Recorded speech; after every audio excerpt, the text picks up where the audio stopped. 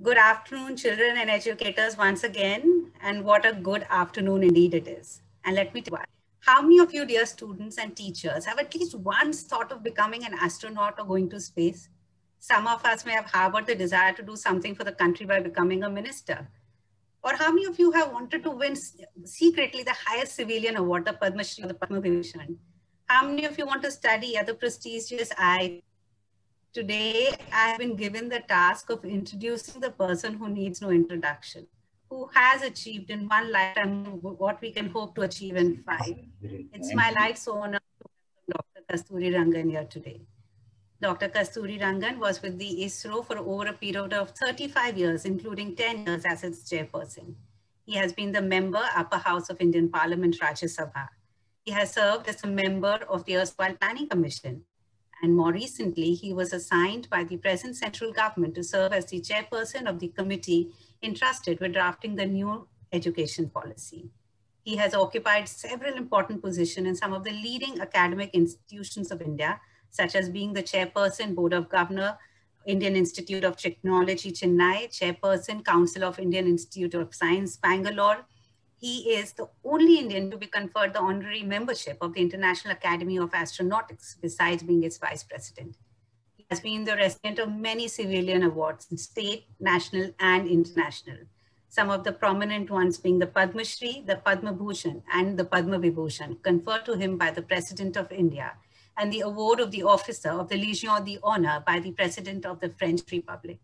Well, I could use up the entire 40 minutes just introducing this living legend, but that would be unfair to you students. So with my heartfelt pranam, respected Sir Dr. Kasturirangan, thank you so much for taking the time out for being with us today. And I now hand over the session to Colonel Sekhar, our friend and educator par excellence, to take the proceeding forward. Thank you very much, Surabhi. Diwali greetings to all of you, each and every one of you. It's more than an honor to be with, as she correctly put it, living legend. She spoke some very fine words. Dr. Kasturirangan, welcome to the show. Thank you for taking out some time from your super busy schedule and being with these wonderful students. Can you hear me loud and clear, sir? I can hear you. Are you able to hear me now? Yes, sir. Loud and clear. Oh, okay, yes, thank you. Thank you, sir. Our apologies for whatever. No, I don't know where it has gone wrong. It could be at this side also. Yeah, yes, sir. So now we'll just get settled, sir. And we'll quickly go over to the questions. Yeah. As the children also settled down, everyone is settling down. My question to you, first one is, sir, you have served with Vikram Sarabhai, you have served with Abdul Kalam. Any one anecdote you can share with the students? Oh, I think I'll tell you, when we had early part of the space program, as you know, had their own difficulties, setbacks and things like that. And Dr. Vikram Sarabhai was at that time the chairman of ISRO, the first chairman, founder chairman of ISRO. And when we had this kind of initial failures, he was very candid about why it had gone wrong, where it is. Of course, that part of it, he never failed us from understanding it. But at the same time, he said all these failures are going to be the stepping stones to your future success. Never think that these failures are going to be a handicap or disappointing, because out of the failure, you learn much more in life than successes. That was his point. Because when you have a failure, you go deeper into why it happened, how it has to be corrected, what kind of precautions you have to take. You don't address all this when you have a success. So you learn out of the failures much more than what you think if you go to the success. So there was one of the lessons he always told everybody, and it proved so correct with respect to this. And of course, the tremendous courage of conviction that he had, he could venture into any kind of a activity because he understood the totality of the world. It's a very important thing to learn in life. Life, you know, we talk about the liberal education in our national education policy. We talk about all-rounded personalities. These are created because you learn more than just a silo of knowledge and you try to make a success out of that. Yes, the current education policy tells you try to learn as much as you can, because Everywhere you will see a relationship between what you are doing and something else. That will bring an innovation, which will not be otherwise possible. So Right. the notion of learning multiplicity of dimensions of a particular problem and dissect it and then try to fold it into the solution is always much higher in terms of its success level than just looking at a particular problem, just work on that problem and try to solve that problem. It's a very limited scope with respect to what you succeed. So this is the Wonderful. kind of thing he turned us. Wonderful, sir. Great start of leadership. Now I straight away go to the question. The name Amituja Bose Tagore, she is. Her name encompasses Rabindranath Tagore and Netaji Subhash Chandra Bose. Wonderful, nice. That's wonderful. Amituja, your question to Dr. Kasturirangan. Over to you, beta. Good afternoon, sir. Thank you for giving me this opportunity. I'm honored meeting you, sir. My question to you is, what were the guidelines given to you while preparing for the National Education Policy 2020? And do you believe that you have achieved all your objectives? That's a very nice question, Gita. Ankita, right? What is your name? Amita Oja, sir. Amita. Okay. That's a very nice question. You know, when a government committee is appointed in this country, you have a set of guidelines. This you shall do, this you shall do, this you shall do, this. Here was an office order which simply said this is the committee names and you will create an education policy for this country which will be valid for the next 20 years and with fine tuning it can go to 30 years. That is all the guideline they give, nothing else. So committee has to really craft and draft a policy which is based on what you need for an education of this country. You should understand its plurality, complexity, and the diversity. So you have to model it, you have to convert it into a kind of a knowledge base, and that knowledge you convert it into a knowledge society through an educational system. We had to consider there are rules of the game with respect to this because previously, not that we are discovering it, but we have to rediscover quite a lot of it. So the guidelines were very limited, and in a sense, it's nice life to be guided little that you can your own judgment to make sure that you bring in your best. The moment you are given a guideline, what is to be done, what is to be done, what is to be done, then you are constrained by that and you virtually go through that kind of route. And we had no such things. Probably that is one of the important factors that we could do what we wanted and we could do it with consultation with many. It's not that it's our own opinion. We had several cross-sections of the society that we consulted. So we had those kind of inputs, but ultimately you get this, you judge it, you appropriately factor it, and then put it in the form of a policy. But that was our task. It was not based on anybody's guidance. And I should thank the government for giving this flexibility to us because that made us do what we wanted to do. And when we want to do, it's much more a responsibility. If somebody tells you to do something, to that extent, if you say, you said this and therefore I did it. But that doesn't happen here. You do the right one because they have not told you what is the right one. Yes, sir. Great answer, sir. Now we go. That's the perfect start point for Mihir Mahadevan. Mihir, what is your question for Dr. Kasturirangan? Namaste, sir. It's an honor to meet you. So my question to you is, why does the Indian education system value marks and theory more than real life values and practical application of concepts? And if NEP 2020 is implemented well, how will this change?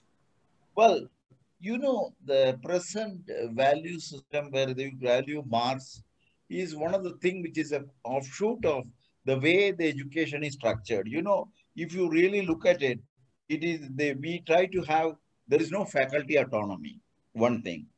The decision making is centralized. Somebody sets the national curricular framework, somebody sets a curriculum, somebody even tells you what the pedagogy should be. So what can the teacher do? The teacher will simply transact this curriculum and invigilate the examination. That is the job they will do. So where is the scope for teacher to make judgments? Where is the scope for teacher to understand how to take it, how to teach a student? Because it is all in the framework of already what is set for you. That is why this mark system comes into picture. Somewhere you have to evaluate how you want to do that. So the mark system. So what have we done for this? What first of all important thing is we have shifted the focus in assessment from one that is a summative. Right now it's a summative process. You know, you start in the beginning of the year and by the end of the year, how much you have learned, you try to put it out into a piece of paper, and you are evaluated with marks. But that is summative. What we are trying to say is it has, and we normally in the process try to primarily test your road memory and other skills. That is all that you do. So what you try to do now is that it is more competency evaluation. You try to look at your competency. There are methods by which this can be done. Then you try to promote learning. The learning is an important aspect. What do you mean by that? So you try to see whether you can develop the higher order skills of thinking, analysis, or critical thinking, and ultimately you have a conceptual clarity. These are all not the kind of things that is implicit in the way in which currently you study and you are tested. So that is the progress that we do. So the future will be one in the progress card will be holistic. It is not a regular examination marks card. The mark card will go to the progress card. It's a holistic one. It is 360 degrees the same, and it will be multi-dimensional report where the cognitive, affective, and psychomotor qualities are also put as a part of the scorecard. So you have a comprehensive evaluation of the youngster rather than trying to ask for certain one question, second question, third question, and try to score yes or no kind of a thing. Great. So that is the difference between a summative approach and the formative approach. And we are going to have the formative approach. Right, sir. So that takes me to the next and the most important part. We require teachers to change. It's a big part of your report, sir. So it takes me to Pratyush Gupta. Pratyush, you have talked about teacher and student engagement. What is your question for the chairman? Good evening, sir. Honor to be with you. My question is, how will the engagement between the teacher and the student in the classroom change due to NEP 2020? Will we experience a change in the way we are taught? Excellent question. I think that is where really, if you really look at it, one of the areas we very much debated in great length. How are we going to bring the teacher into the fold of a teaching? And in fact, if you look at the big report of the 400-page report, you will see teacher, the heart of the matter is the title of the thing. So you can imagine what important. The quality of teacher education today, the recruitment, the deployment, the service conditions, all of them have been examined with respect to how the teacher have to be for the future. And also what we have done is we have upgraded the teacher's level in terms of education to higher educational institution. It is no longer going to be the teacher educational institute, TEIs, which will teach them. So this is a 4-year program. This is the second part of it. And so we are upgrading them.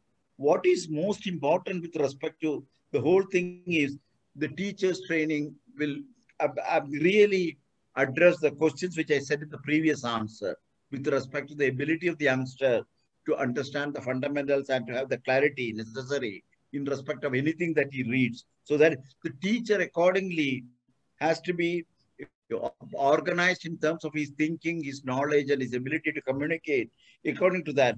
So he needs, one important thing in this connection is, in the regular type of teaching that is you are familiar with, the teacher can learn something and can simply say, if there is anything as a doubt, very rarely that doubt can be discussed with in depth in terms of the understanding. I'm not talking of it's a very specialized teacher, very good teachers. I'm talking of the majority of the teachers. I'm talking on behalf of the majority of the teachers. So we need to make sure that you have to be helpful. The most important aspect is you have to be helpful to the student. One thing. You have to resolve the issue. The student raises an issue. The child should be able to dissect it and say, this is how I look at it. And you should be able to provide that critical debate between the student and the teacher. The formative feedback you have to give to the thing. So there has to be a discussion in the classroom, interaction in the classroom. That should be the most proactive way in which the teacher communicates with it. Ultimately, if you ask me, the teacher should be able to guide the student or for a particular stage or a particular level to look for what to look for, where to look for, what level they should study, and then evaluate how much he has understood. So that should be the way the teacher has to be. Not that he comes or he comes to the class and delivers a lecture for 45 minutes and just get away and have a yearly examination to deal with how much you have understood it. So that is the change that will happen. And this essentially means also the teacher has to be much well equipped. So the faculty baseline competence is the most important thing. The teacher has to be well prepared with respect to the subject and his understanding of the subject. And in the process also, you should give the teacher, once this competence is there, that you have an autonomy so that the pedagogical style that each teacher may adopt with respect to how he communicates with the student can be taken over by the teacher itself. You don't have to bring in a pedagogical style from outside. Each teacher can develop his own pedagogy. In fact, if you look at the policy, it very clearly says autonomy in academic side be primarily with respect to some extent curricular, but most importantly the pedagogical. Yes, sir. But, sir, the challenge is huge. Make teachers understand that they have no longer got to boss around the classroom and become something which is much more different. To be more collaborative is going to be a huge challenge. But we come forward, sir. This year has been the COVID year. Lots of things have changed. And is only the physical classroom going to work? We take straight to Satvika Kovur. She has got a question about what are the types of learning we face. Satvika, your question to Dr. Kasturirangan. Thank you, sir. Good afternoon, sir. It's a huge honor to speak with you, sir. So my question is physical face-to-face learning and online learning. How will they coexist? Is blended learning the way forward? These seems to be characterized with respect to the stages in which the learning is there. If you talk of the blended learning in the early school education, and if you look at our recommendation on the early school education, there are 4 components to the early school education. The ECC, the early childhood care and education, what you call as a foundational period, which is a 5-year kind of a thing. Then you have the preparatory period, 3 years. Then you have the another 3 years of middle level.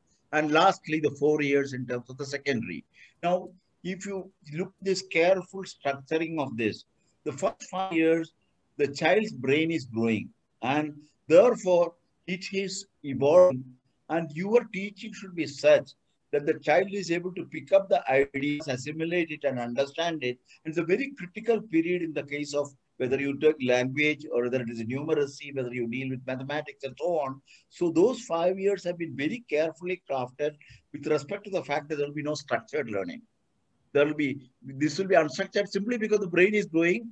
Each student has its own growth pattern. So you cannot have a uniform way in which the learning can be imparted to the youngster the first 5 years of school. So it has to be structured, unstructured learning.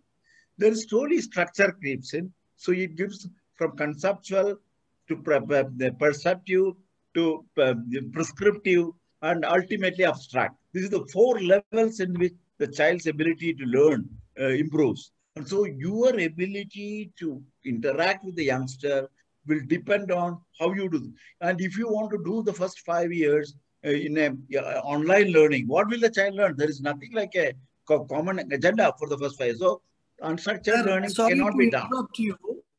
Sorry to interrupt you. You have specified in a Hindu article saying that online learning does not encourage creativity.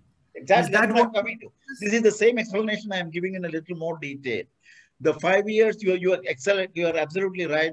The first 5 years is unstructured. The 3 years to 8 years. I mean, 3 years you start the education at this stage and then go up to 8 years.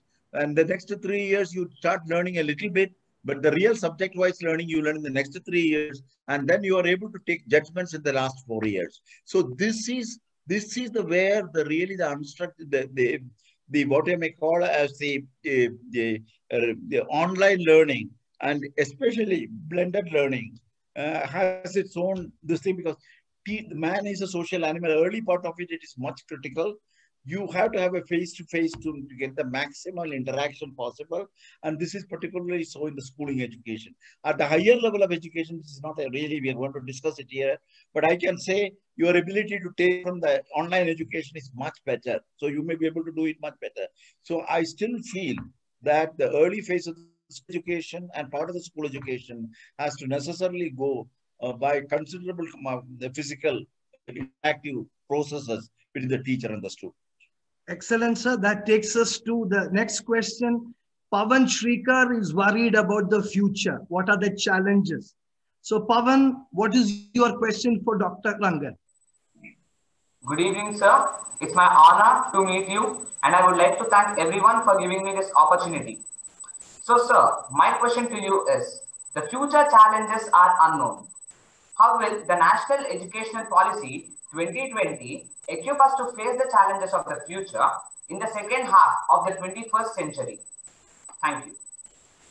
Well, Pawan, we have been more or less asked to do this for the next 20 years kind of a thing.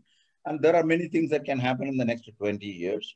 The most important thing, of course, all of you are nowadays familiar, is things like the disruptive technologies. And the disruptive technology here means artificial intelligence, expert system, machine learning, and the whole host of it that goes along with it. Now, these are all part of a revolution that has happened. Say, for example, in this period where internet dominates, but internet was not a dominant factor when we give the last policy. So the next policy, the policy addresses very carefully the question that there is one aspect of the disruptive learning. How do you take the disruptive technologies into the learning fold? This is the first part of it. The policy has addressed this. If there is any interest in further discussion, I can talk about it because there is a National Educational Technology Forum which has been recommended by the committee. But that I will come to it if there is an interest among us. The other part of it is to learn the disruptive technologies itself and see how that can be understood, adopted, and made the learning process much more. So these are properly enunciated within the policy, and this will address in one sense this kind of expectation that is there. And the third point I would like to say is the education itself has taken care of the fact that it has to be holistic and multidisciplinary.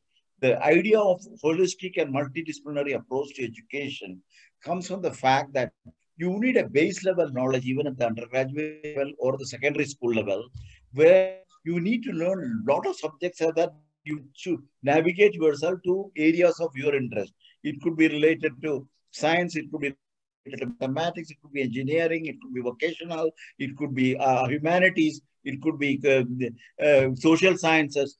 But then you need that broad base with respect to the learning process. That also we have made provision for in the higher secondary school stage of the education, so that there is a multidisciplinarity, there is the integration at the same time, and there is also the question of holisticity, and this will make the person all-rounded. And all-rounded person can withstand the test of time. That is the main thing. So today what you have learned certainly can, what I learned 30, 40 years back on general aspects of my knowledge, certainly still good, still it says good for me today. But those things which I learned very specifically for the next year for a particular problem is not very much lingering and it's not much of a use to me. So there is something which is foundational about our knowledge. The policy takes advantage of the fact that currently this is understood, the foundational character of the knowledge, which you call the liberal arts education. And the liberal arts doesn't mean the type of thing that we are familiar with, arts alone, but it's a holistic education. And it is the liberal arts education coupled with disruptive technologies and other kinds of related developments together is the one with which we have ensured that there is a considerable transparency to the time elapsed with regard to the development that may take place globally with regard to the knowledge. Right. Sir, now we move to another area which is so very important for us. We recently found out that in Orissa, over 200 child brides have started being married away because of COVID and lack of schools. It takes me to the question Jigisha Naidu has, and she's very much worried about gender and social gap.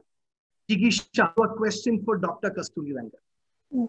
Good afternoon, sir. It's a great honor to be here, sir. So my question to you is, how will the National Education Policy 2020 reduce the social and gender gaps in the Indian society? It's a very good question, because this is not a question that has suddenly cropped up in this education policy debate. This has been a part of, you look at the Kothari Commission report, if you look at the even earlier one, everywhere then the policy, there is a major discussion on the question of gender and social gap. and they have been very clearly elaborated with respect to how to go about it. We have not been lagging around, but we have taken the more recent developments in the context of how do you deal with the educational programs when it comes to this. There are many things that we have tried to do in this connection. We have addressed the questions of minorities, children with special needs, tribal people, schedules SC and ST, and then social category gaps that are existing. There are many such people about whom we have, and we had a special discussion with each, including there was a member of our committee for the tribal population, this thing. So what I want to say is that there are many things which we have recommended. One of the, of course, the first thing is to address the social category gaps. What are there? We have the evaluation of that. Second, of course, is the financial incentives that you need to give for many of these scholarships and things of that. Incentivizing, even parents were discussed. How do we incentivize the parents for the children? Give them transports like cycles and so on. Bring in counselors and social workers into the whole system. Special educational zones, which are critical. Ultimately, we have to map the country with regard to underdeveloped areas, and the special education zones has been recommended. And then the aspirational districts are the other part of it. And again, the most important aspect what you brought about with regard to the women, especially in the socio-economic and underdeveloped areas, 50% are women. So we have addressed the questions of policy that we need to bring in with respect to women. There is a gender development fund, which has been also identified for the women. Then, of course, the vocational education is another major area which has been addressed in the context of the social gap and this thing. And we have went into the details of the functioning of the Jawaharlal Nehru Navodayas, Kasturba Gandhi, the Balika, this thing, and Kendriya Vidyalayas themselves. How do we try to strengthen these mechanisms to bring in more gender equity and social justice? And sir, ultimately, of course, sorry to interrupt you, sir. Where is the money? We are going through such. You know, there are the money is not alone from the education department. There is some number of departments in the country which also carry out many of the welfare measures with respect to this. We have to have institutional mechanisms by which the policy of one department is then met in terms of implementation by multiple sources of funding. And of course, there are other sources like NGOs and so on that we are not provided details of that part of it. But there are several more sources by which the resources can be raised. Yeah, I don't think that the question is we cannot have not the right hand not knowing what the left hand is. That is where the difficulties are in some of the implementation of many of these. Right. So we need to have integrated program. That is the most important thing. So that the goal is that we socially under this word special education zone will be developed with this kind of parameters. Right, sir. And who are the people who put money to it will be identified. Yes. By the government.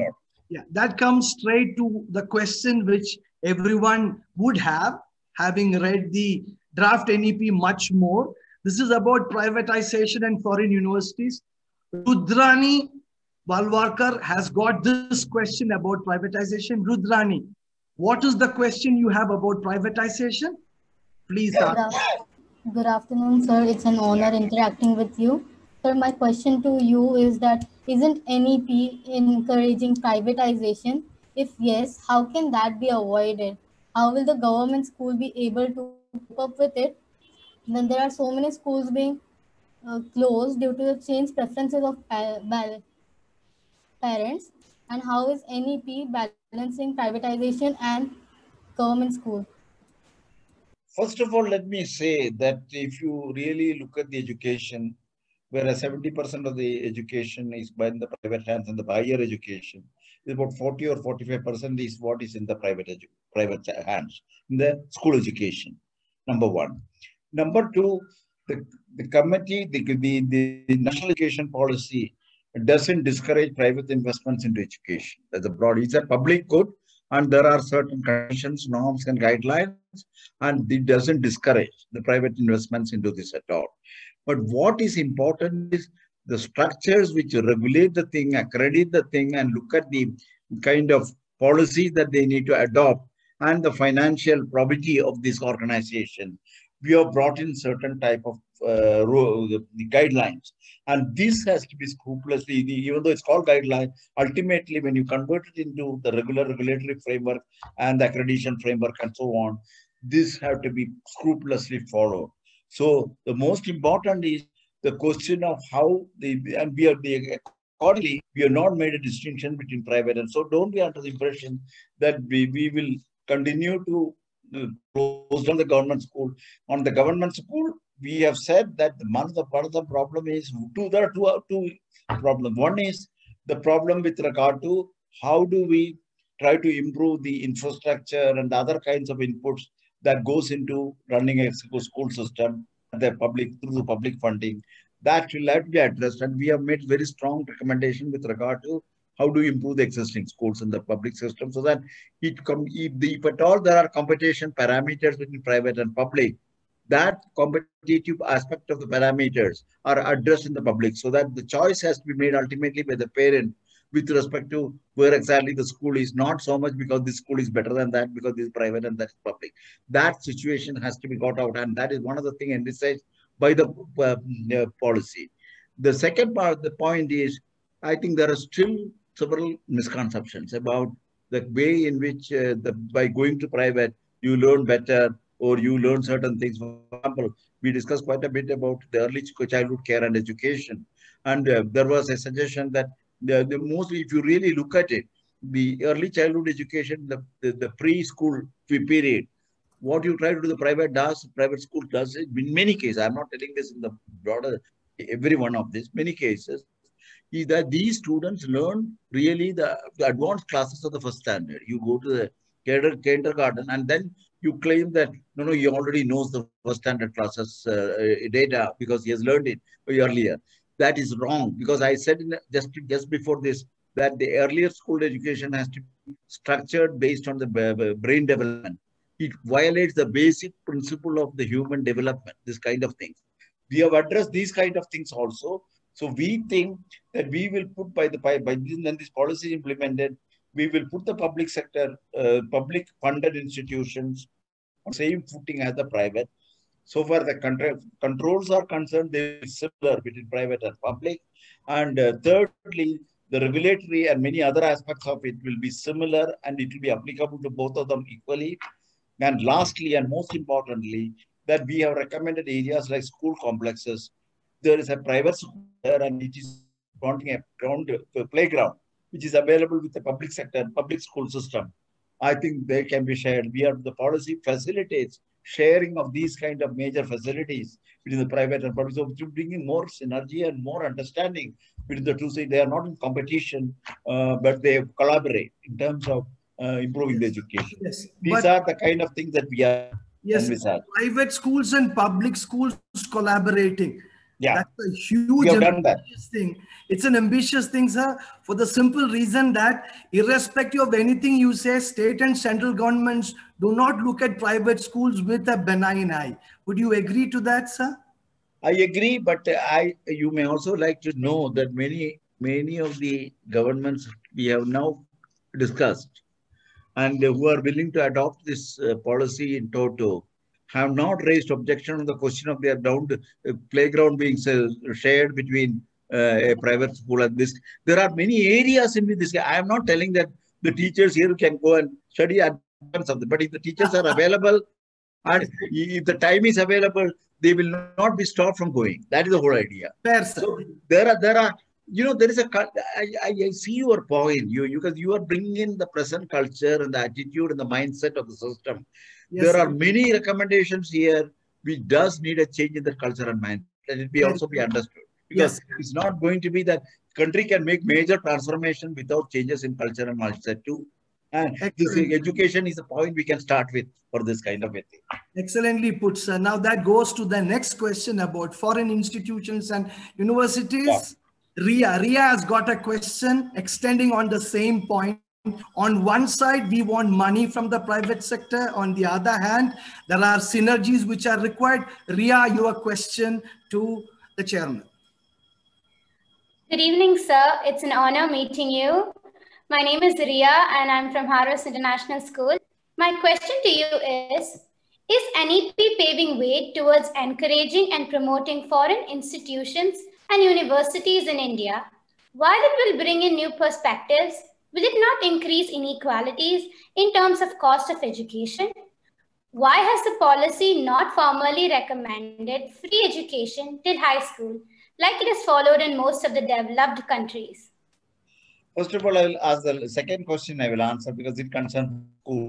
And what I want to say is that the policy is very clear about what you call as underprivileged class of people, which there is a whole set of things which are defined by people who need to be supported financially and otherwise with respect to education. The policy very clearly and unambiguously states that they will be all supported financially and otherwise. That is number one. But if you are talking of 100% support for school education, certainly there are financial implications that the government has to look at it. But what is important is the people, the underprivileged ones, or the people who need economically backward sector of the people, they will be supported 100%. This is one aspect of the policy. The second aspect of the policy is regarding this university. You know, if you look at this policy, ultimately our university, this is really, the universities are related to the higher education system. So I will have to go back to higher education system. This is not for schools, I can tell you. This is only for higher education. Higher education system today consists of nearly 1,000 universities, 40,000 colleges, 10,000 standalone institutions, cater to something like 37 million students. This is the whole thing. They are highly fragmented, and they give a lot of they teach in silos in specific areas, and many of the universities or many of the institutions have hardly 100 to 200 youngsters studying there with one teacher or two teachers. They are highly suboptimal. You can never have a quality education with this kind of numbers and these kind of planning. So that is why we have recommended 3-tier system for higher education.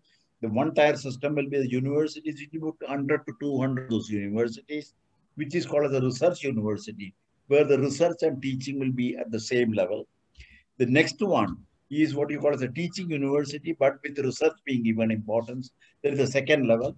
And the third level is degree giving autonomous colleges, which will give you up to undergraduate level a holistic education, and they can also grant degrees at the undergraduate level. These are the 3 levels at which it is there. First level of thing needs tremendous organizational capacity building as well as the resources. Now, if we wait for that to happen in this country, in its own time evolution, then it could run into several years and maybe more than a decade. Considering that there can be in this a model where you bring in some level of foreign participation in the higher educational system, we can accelerate the process. So first of all, you accelerate the process of establishing some of the top class universities in the world by bringing them into this, which is called the foreign university coming into the India. Second, you create a new culture. It's not that when they come here, they are only going to be you bringing outsiders. There is going to be a substantial Indian component there naturally, because that's the way it can be done. And that is the second thing. And secondly, it will expedite the whole process of creating benchmarks in the country to go further with respect to new institutions. And in terms of the youngsters, you said that many people will lose the opportunity because they will come in. I can tell you now, if you really look at the number of students who go abroad and study in outside universities, and 50 of these universities are within India, you will have much more opportunity to come and at much lower cost. You get the same education. So I think the economics wise, it makes a lot of sense. And this is still a small segment of the higher education population that we are talking of.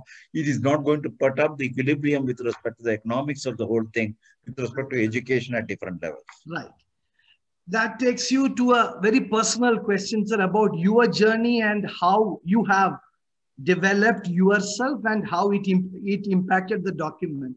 Surya has got a question which touches upon your journey from being a student to being a leader and to being the chairman. Surya, your question. Good evening, sir. It's an honor to meet you and speak with you. My question is, how did your experiences as a student, teacher, scientist, leader, and a public figure influence the creation of this document? Well, you know, learning is lifelong. You agree to that, right? So that is, in fact, if you look at the policy, you will see at several pages, you will see learning is a lifelong learning, and those kind of a thing. I think if you really look at it, I had an education in the school education, both in one, two, three locations. And school education primarily, if you fall back to the days now when I chaired this committee, the best thing that I could recall was the personal attention the teacher gave and the importance they attached to each of the student. And we as students, how much we respected the teacher. That I think is something which is always there in my mind when you craft this policy, and it is reflected in how we deal with teachers and how do we try to deal with the kind of the status they need to enjoy in the society. We have got a section. Went to the higher educational institution. The most importantly, of course, higher education was an extension of this thing. But when I came to the research, I should say working with Sarabhai was one type of experience. But more important with respect to my learning, equally important, sorry, is the fact that the research methodology that you learn helps you to really think original, think innovative, think out of box. And these are characteristics that come because you take up a research career and you want to find a solution to a problem, and solution is not known a priori. So you need to marshal the knowledge. The knowledge is not only, as I mentioned earlier, specific, it is, you have to tap knowledge from several types of dimensions and levels, and that helps you to really attack a problem in a multidisciplinary way, which is much more realistic in terms of the solution. So I learned this process in there. You are not audible, sir. Sorry, are you? Yeah. Your last words. Okay. I learned the process from then on. Please repeat yourself. Okay. I learned the process towards when you finally go to the ISRO from a career where I did research with Dr. Vikram Sarabhai. The next steps were all related to dealing with science, technology, management, applications, international collaboration, finances, leadership. So these were all brought together. And there were elements of this you learned in the early process. So that helped me. And then you went into Rajya Sabha, and then in the process, try to learn how a political system works and what his kind of thinking is. Went to the Planning Commission and then saw in the country how a huge system like India is planned at the totality in a place like planning. So you look at the 5 stages in which I went through, I think it gave me enough insight into what kind of way we should apply. I'm not telling that I had a detail of what the policy should be, but what is the strategy to deal with coming out with a policy was something which I could take advantage of this kind of an experience spread over nearly 50 years. So I think all I want to tell you is there is much to learn from every stage in life. The question is whether you learn it, keep it in the back of your memory and the random access RAMs or RAM, whatever you want to keep it, and then recall it whenever it is needed. And the more you assimilate this kind of a knowledge into the system, the more effective as you progress further will be. And therefore, your leadership capabilities, your ability to create new ideas, to create systems, I think this will all get enhanced. So don't neglect any of the previous experiences just to be learned and forgotten. It has to be carried forward in the appropriate way. I think this is a culture that you have to all, it's a necessity now in the modern life, and I think it has to be learned. Great, sir. That takes us to the last 2 of our questions. Suryansh has got a question into the cultural history of India and how we can recreate it in the 21st century. Suryansh Vasant Khare, your question. Thank you, sir. Good evening, sir. My name is Suryansh and I'm from the Sanskar Valley School, Bhopal. I'd like to tell you, sir, that it's a huge honor for me to get this opportunity to interact with you. So my question for you is that how do we in today's India recreate the world-class holistic educational ethos of Nalanda and Takshashila universities? You know, it's a very, very good point. You know, when we started the education at the undergraduate level, like IITs and law schools and others, they became very specific with engineering, legal systems, or medical systems, or agriculture.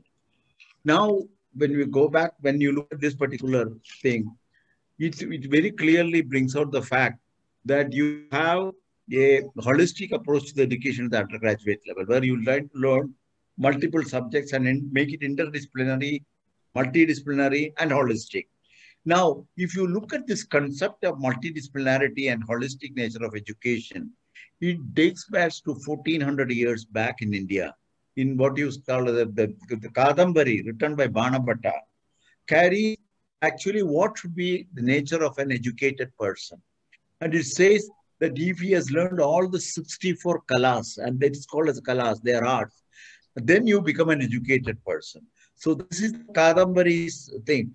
And today, what we are trying to do with the liberal arts education, which is a part of what you call as integrated, multidisciplinary, holistic education, is really bringing the relevance of that concept of multidisciplinarity into the modern education. Why do we need this? I can only say this with a good example rather than trying to give you a long narration.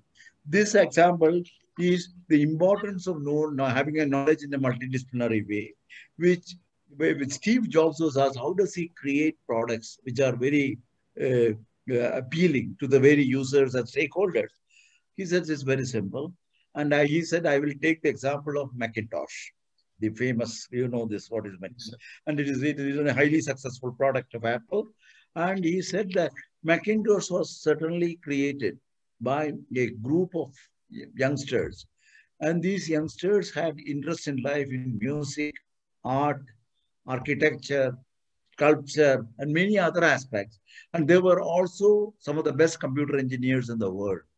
When they marry the computer engineering capability with this kind of knowledge that they had, spectrum that they had, they came with this kind of a Macintosh kind of a product.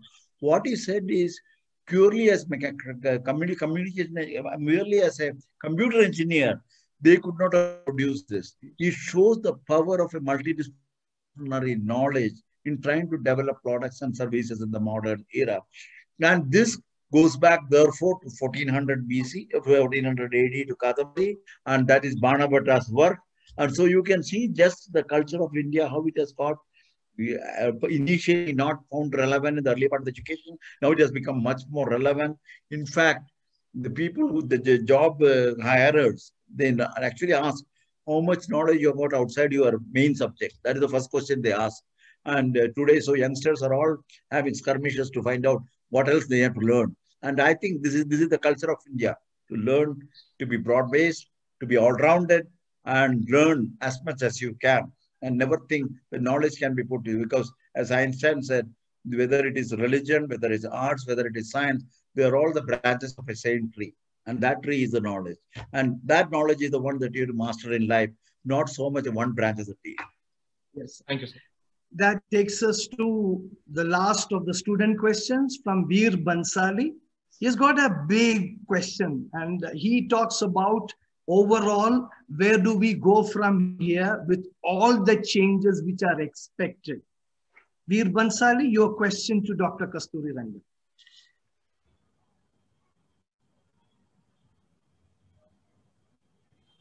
Veer, can you unmute yourself? Yeah, just manage it for a minute. We'll hold on. Dr. Kasturirangan, the boy is just having a little problem.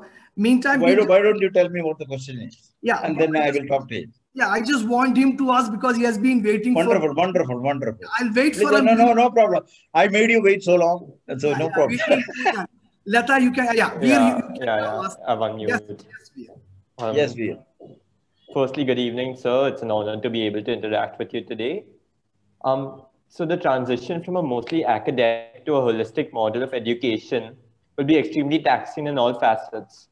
So my question is, how will this shift take into consideration the psychological stress on the students on dealing with a completely alien curriculum and society's emphasis on the correlation between career choices and academic accomplishments?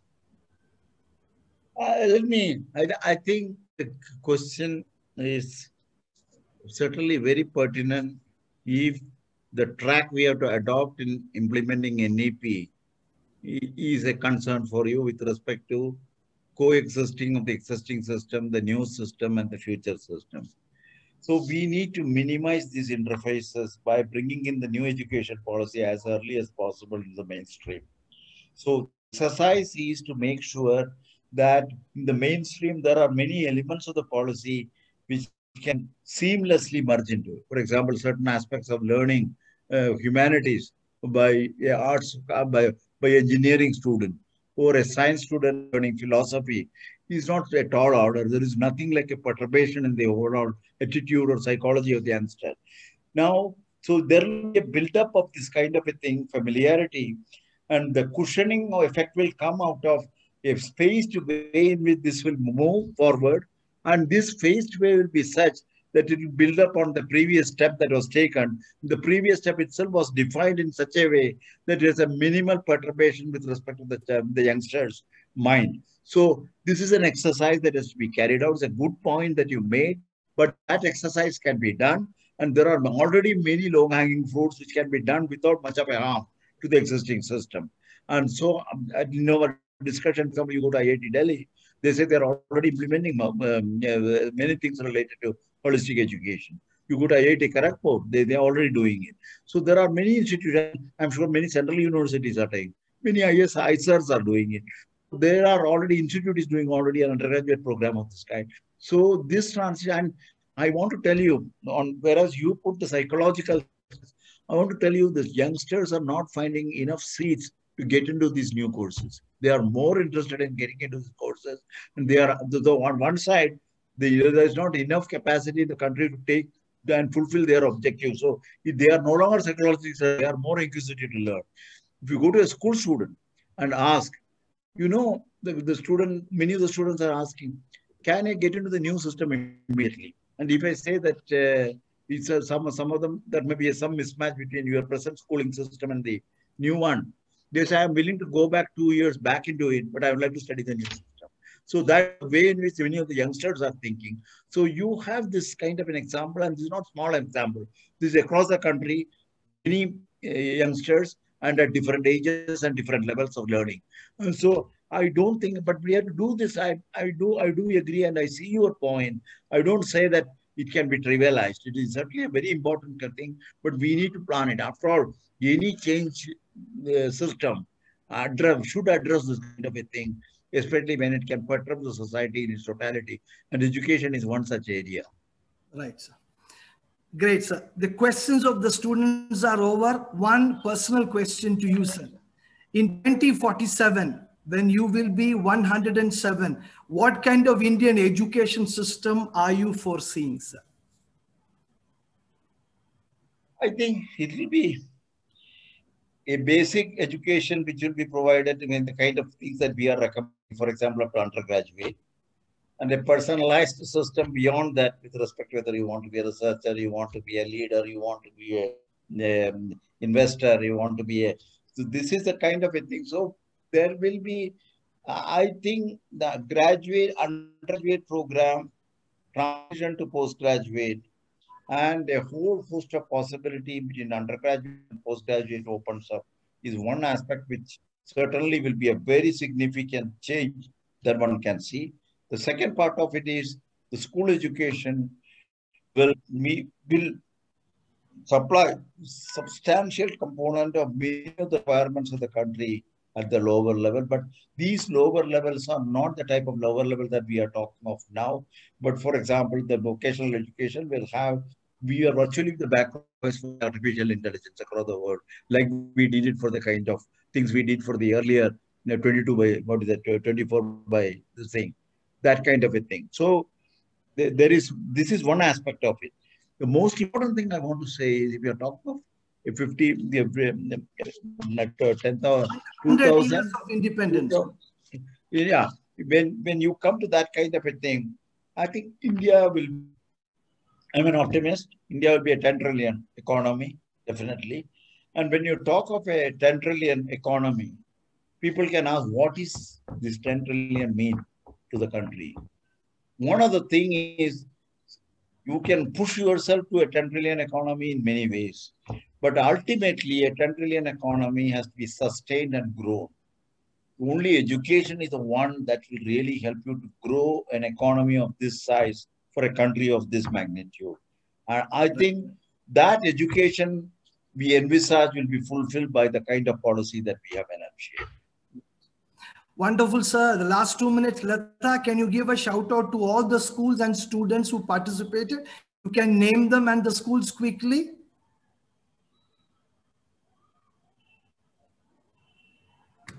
Yes, sir. Thank you so much. I think this was a great session. We have very good feedback on Facebook also for everybody who's watching live there. So we'll just quickly start naming all the students. Pratyush Gupta from DPS Greater Noida. Mihir Mahadevan from Hiranandani Foundation School, Mumbai. Jigisha Naidu and Rudrani Valavalkar from the BK Birla Public School, Kalyan. Riya Vithayathil and Satvika Kovur from Harvest International School, Bangalore. Surya N, Pavan Shrikar and Amitoja Bose Tagore from the Johnson Grammar School, CBSE, Hyderabad. Suryansh Khare from the Sanskar Valley School, Bhopal. And Veer Bhansali from the Cathedral and John Connon School, Mumbai. Thank you, students, for joining us today. Yeah. Great. Thank you. Over to Pradipta Hore, sir, for the concluding remarks. Over to you, sir.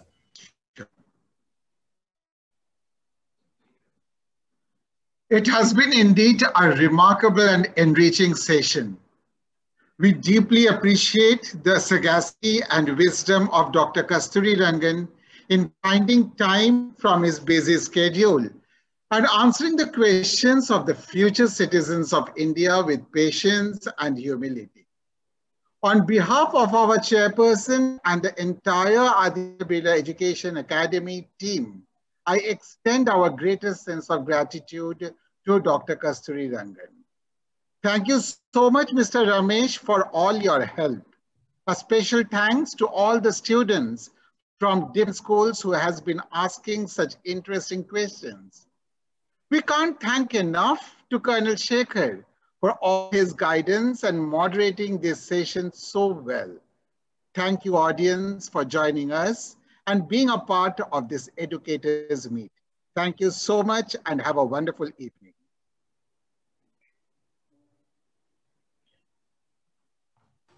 Thank you very much, sir. Very, very kind of you, sir. Thank you very much. Thank you.